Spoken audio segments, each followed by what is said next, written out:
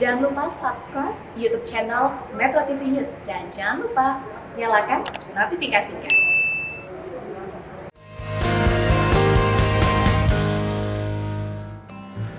Anda kembali lagi di Selamat Pagi Indonesia. Pemirsa, sawit menjadi bagian dari kehidupan sehari-hari masyarakat Indonesia. Hal itu membuat sawit masih menjadi bidang usaha yang banyak diminati oleh para pelaku usaha. Dan untuk dapat memaksimalkan potensinya, pengelolaan sawit harus didukung dengan optimalisasi hulu ke hilir agar tercipta sawit sehat yang didambakan oleh masyarakat. Lalu pertanyaannya, langkah apa yang dilakukan oleh Asian Agri dan juga Apical sebagai perusahaan perkebunan kelapa sawit dalam mewujudkan sawit sehat berkelanjutan? Kita akan bahasnya langsung bersama dengan Senior Manager R&D Apical Group, Bapak Fajar Marhenda. Selamat pagi, Pak Fajar. Selamat pagi. Selamat pagi, Pak. Ya, terima kasih sudah bergabung bersama kami dan juga bergabung di luar studio lewat sambungan video Director Sustainability and Stakeholder Relation Asian Agri, Bapak Bernard Riudo. Selamat pagi, Pak Bernard. Terima kasih Pak Bernard sudah bergabung bersama kami di Selamat Pagi Indonesia. Mungkin saya pertama mau ke Pak Fajar terlebih dahulu. Pak Fajar, terkait dengan komoditas kelapa sawit ini kan sebenarnya kalau kita baca beritanya, ekspor Indonesia ke luar negeri ini cukup tinggi angkanya. Betul sekali. Kenapa angkanya bisa tinggi dan apa yang membuat sawit ini demand tinggi dan kelebihannya apa, Pak? Oke, jadi sebenarnya dunia saat ini sedang memperhatikan sawit, di mana kita tahu semua bahwa sawit itu sangat penting dari kehidupan sehari-hari dan sangat terkenal karena apa yang ada di kehidupan sehari-hari itu tidak terlepas dari sawit. Sawit bisa diolah menjadi bahan pangan, kemudian juga non-pangan. Contohnya untuk bahan pangan, kita tahu bahwa sawit itu adalah komoditi yang membawa provitamin A lewat beta karotin dan juga vitamin E. Di situ sangat penting sekali untuk menunjang gizi masyarakat.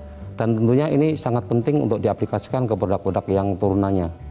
Kemudian untuk yang non-food, kita tahu bahwa apa yang ada di kehidupan sehari-hari itu tidak terlepas dari sawit. Mulai dari kosmetik, kemudian yang lebih terkenal lagi biodiesel, kemudian sabun, itu juga berasal dari sawit. Tentu tidak disadari bahwa sawit itu sangat penting sekali dalam kehidupan sehari-hari.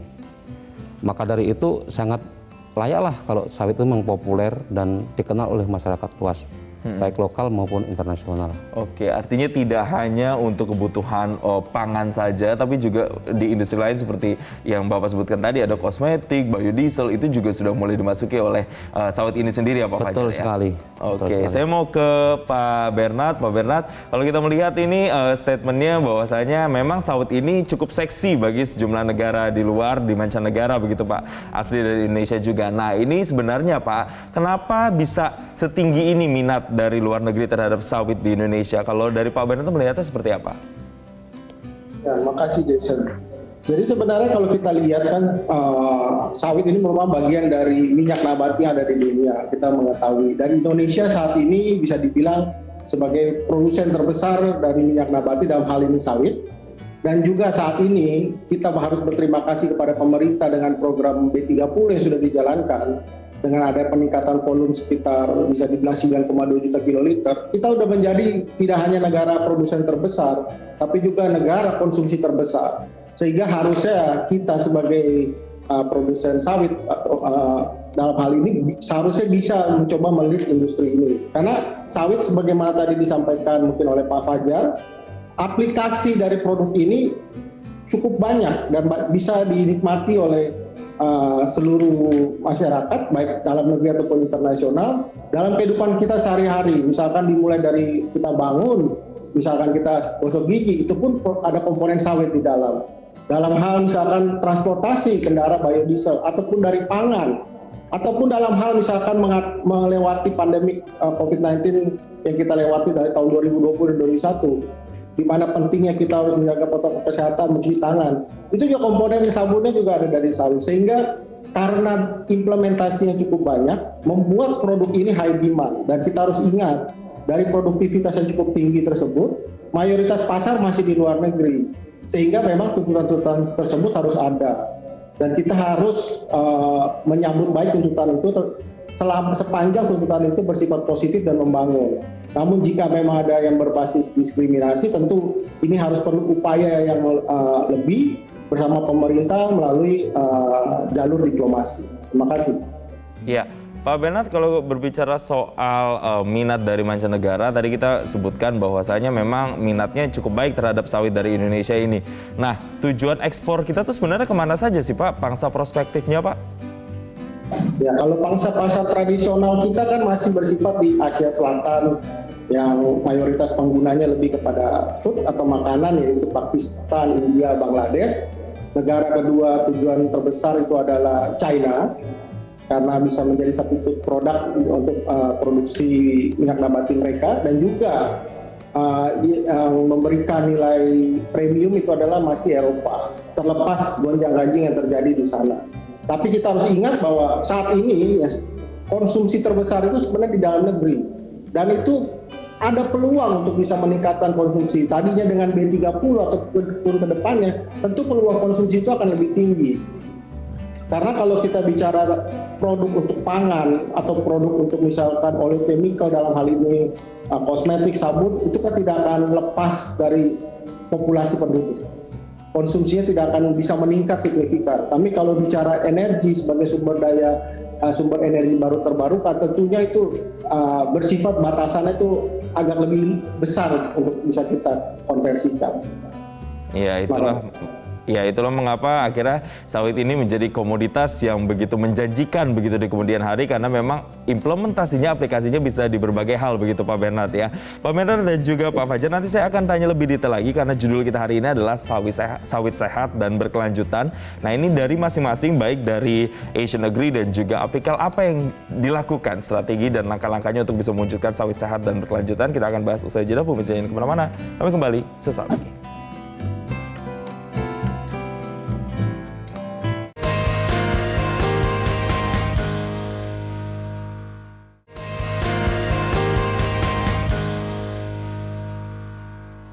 Didukung oleh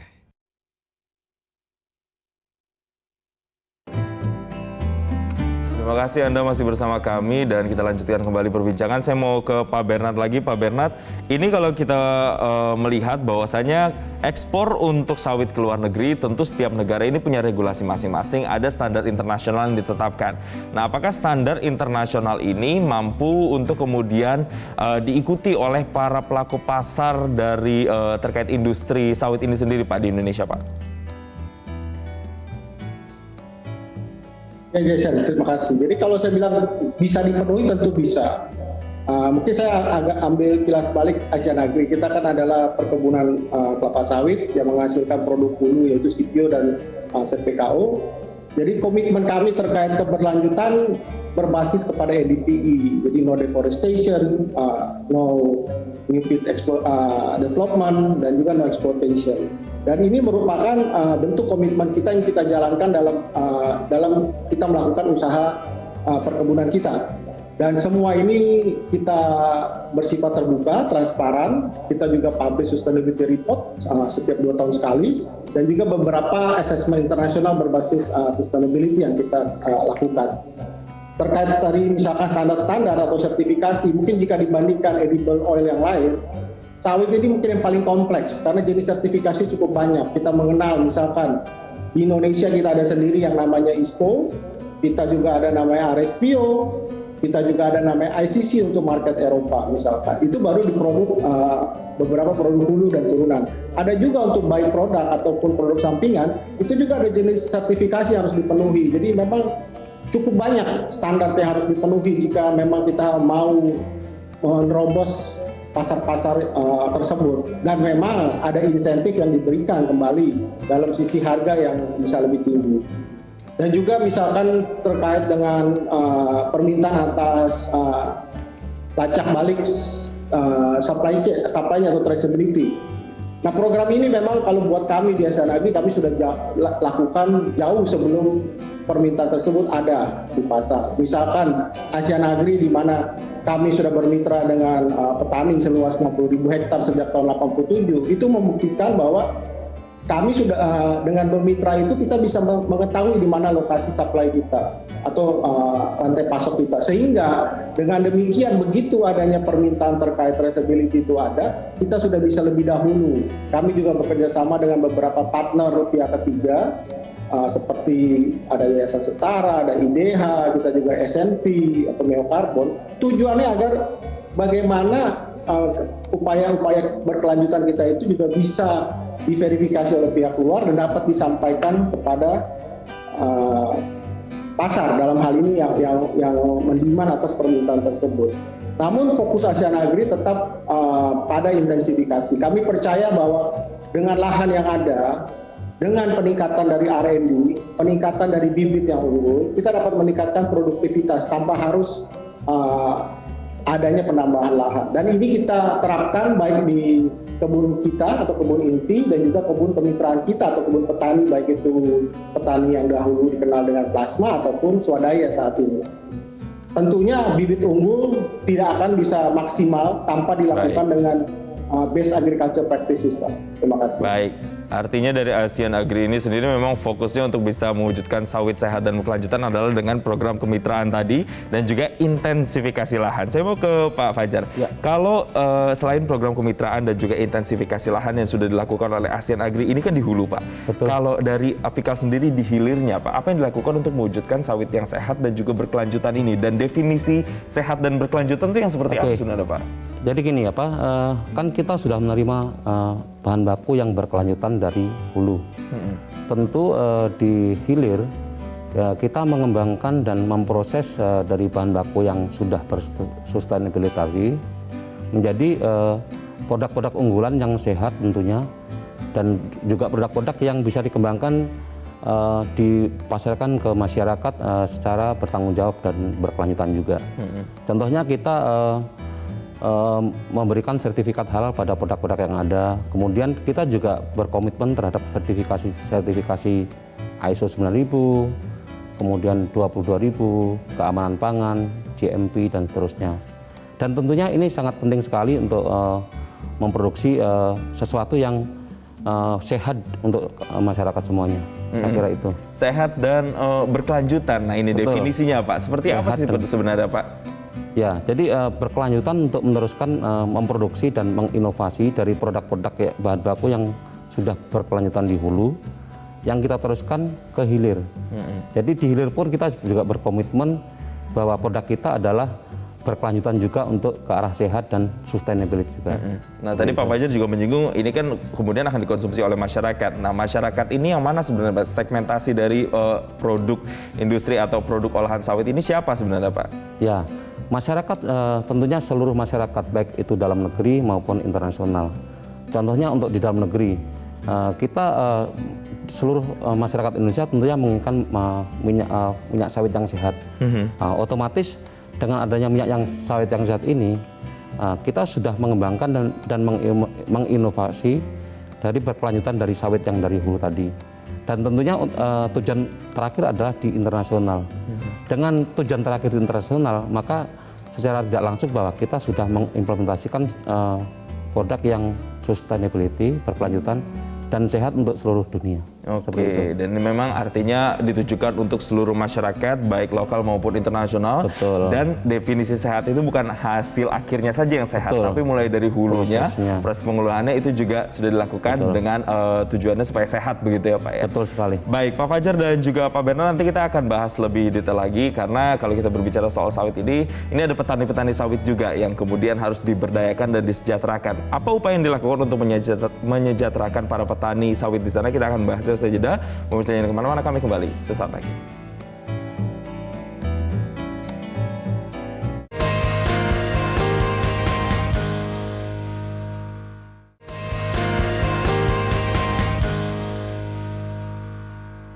Didukung oleh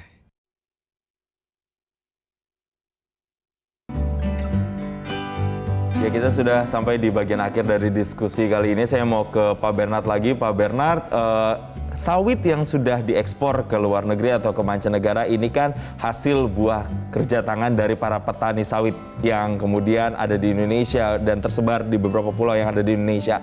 Nah, untuk kemudian bisa mensejahterakan para petani sawit, ini apa yang sudah dilakukan oleh Asian Agri sendiri, Pak? Jadi sebenarnya kalau bicara kemitraan, kita sudah menjalankan lebih dari 30 tahun, Pak Joseph. Dan ini sekarang sudah memasuki generasi kedua. Baik itu generasi kedua untuk peremajaan perkebunannya, generasi kedua juga untuk yang menjalankan, dalam hal ini para petaninya Pak. Jadi tujuan kita bahwa kemitraan ini harus tetap berjalan seterusnya, dan kami terus akan berupaya bagaimana bekerja sama dengan para petani swadaya yang lain, karena tujuan kami adalah bagaimana kita bisa meningkatkan produktivitas bersama dengan mereka. Ini sudah sejalan dengan filosofi dari founder kita yang kita kenal dengan 5C Pak, yaitu bisnis itu harus pertama baik untuk masyarakat atau good for community. Kemudian bisnis itu harus baik untuk negara atau good for country. Bisnis itu tentunya harus baik untuk lingkungan atau climate, good for climate. Bisnis itu akan baik untuk customer. Baru pada akhirnya bisnis itu akan baik untuk perusahaan atau good for the company. Nah, upaya-upaya itu tentunya kita tuangkan, misalkan bicara soal keberlanjutan. Petani plasma kita itu sudah tersertifikasi RSP dan ICC. Mereka itu dapat akses kepada pasar premium. Kita membagikan premium itu secara reguler setiap tahunnya. Sehingga diharapannya insentif tersebut dapat juga selain untuk meningkatkan produktivitas, dapat juga untuk meningkatkan kesejahteraan, pengembangan desa dan juga masyarakat sekitar. Di luar kemitraan tersebut kita juga melakukan beberapa kegiatan dalam hal pengembangan desa, penyediaan infrastruktur, akses kepada kesehatan, air bersih, sekolah dan lain-lainnya.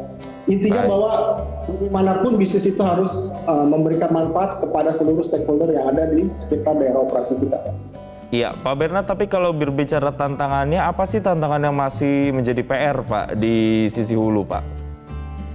Kalau bicara tantangan, kita harus ingat bahwa dari 40 juta ton CPO yang kita hasilkan secara nasional Indonesia, mayoritas itu luas lahan kan masih dimiliki oleh masyarakat atau petani.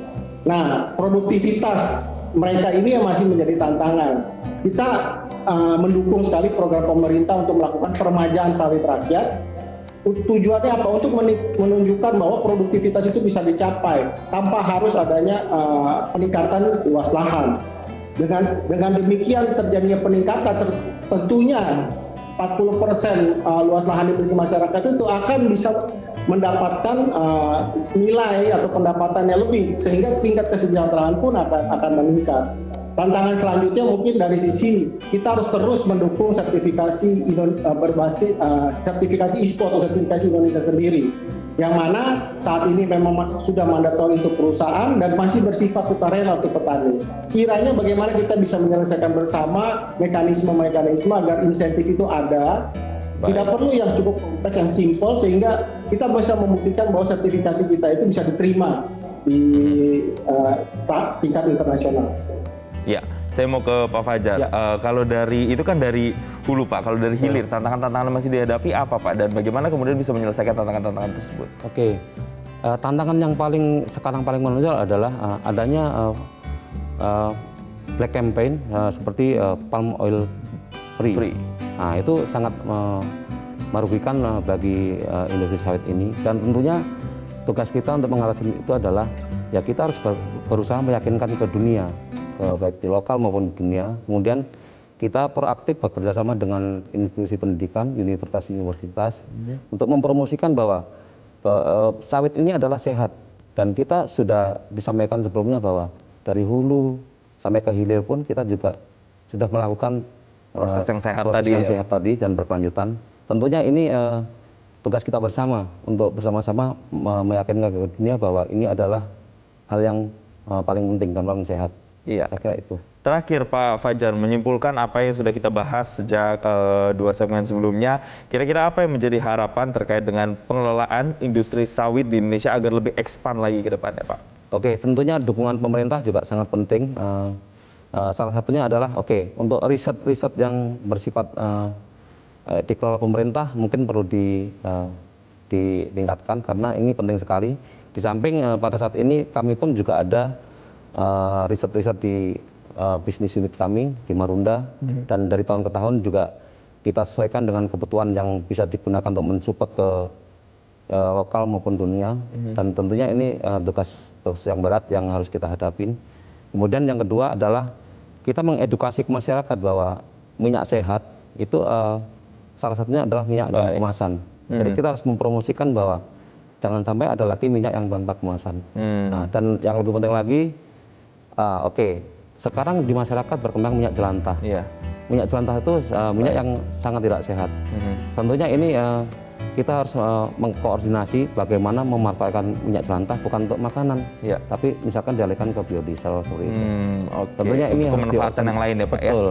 Baik. Dan harus diorganisasi dengan sebaik-baiknya. Baik, ya, diharapkan dengan ada perbincangan ini kemudian nanti lahir kebijakan-kebijakan dan juga inovasi-inovasi terkait dengan industri sawit yang kita bisa expand juga ke luar negeri, dan yang terpenting adalah kemudian bisa produk sawit yang berkualitas itu bisa dirasakan oleh masyarakat baik lokal maupun mancanegara. Sekali lagi terima dan sehat. berkelanjutan dan juga sehat. Terima kasih Pak Fajar Marhendra, Senior Manager R&D Apical Group sudah bergabung bersama kami di Selamat Pagi Indonesia, dan sebelumnya juga Director Sustainability and Stakeholder Relation Asian Agri Bapak Bernard Redo bergabung bersama kami di Selamat Pagi Indonesia. Dan pemirsa, demikianlah perbincangan kami di Selamat Pagi Indonesia kali ini mewakili rekan Sarah Wayne dan Abdi Azwar Sahi. Saya Jason Sambo pamit undur diri dan sampai jumpa lagi di lain kesempatan.